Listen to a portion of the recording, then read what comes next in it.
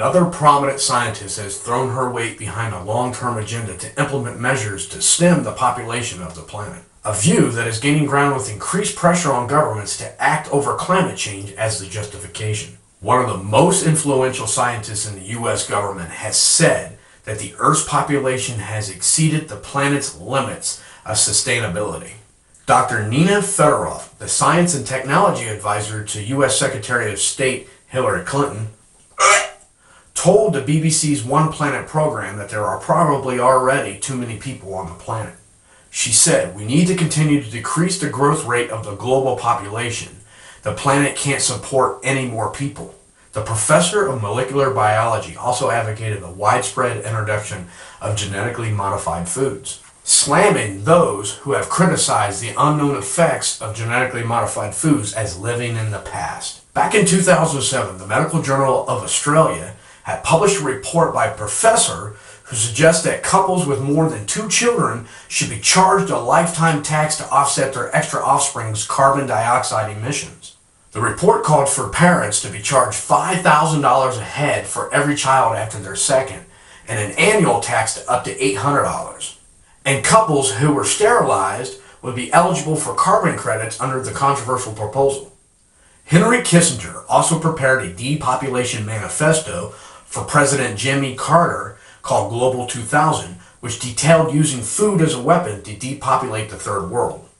Such calls to depopulate are echoed within the Western scientific community by prominent figures such as Dr. Eric Paninka, who travels around the U.S. speaking of the need to exterminate 90% of the population in order to save the planet. He suggests using the airborne Ebola virus to do the job, choosing it over AIDS because of its faster kill period. Ebola victims suffered the most torturous deaths imaginable as the virus kills by liquefying the internal organs. The body literally dissolves as the victim writhes in pain, bleeding from every orifice.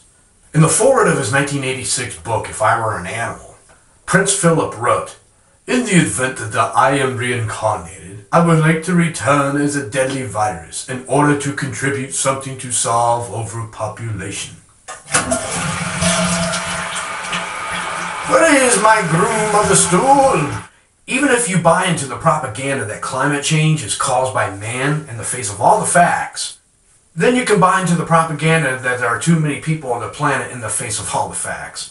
So can you justify advocating state micromanagement of your life down to how many children you're allowed to have? And furthermore, can you justify programs of sterilization? We are being bombarded daily with idiotic notions that the human race and life itself is a virus and that has spread all over the planet, and that we must consider stemming our own progression to counter it. It's completely insane. Meanwhile, as we debate calling ourselves, real environmental problems are doing the job for us. Genetically modified garbage is poisoning our very food supply. Chemical pollutants are flowing into our water supplies. The disappearance of bee populations across the world is threatening crop production. Deforestation, toxic waste dumping, the list goes on and on. All these and real important issues are being buried in a sea of frothing bullshit.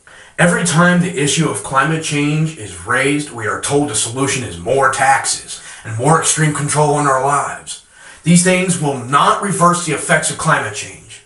Instead, they will do everything to grease the skids for a draconian taxation and control measures that will aid the construction of the prison planet that the elite have planned all along. And as always, you guys take care of each other out there.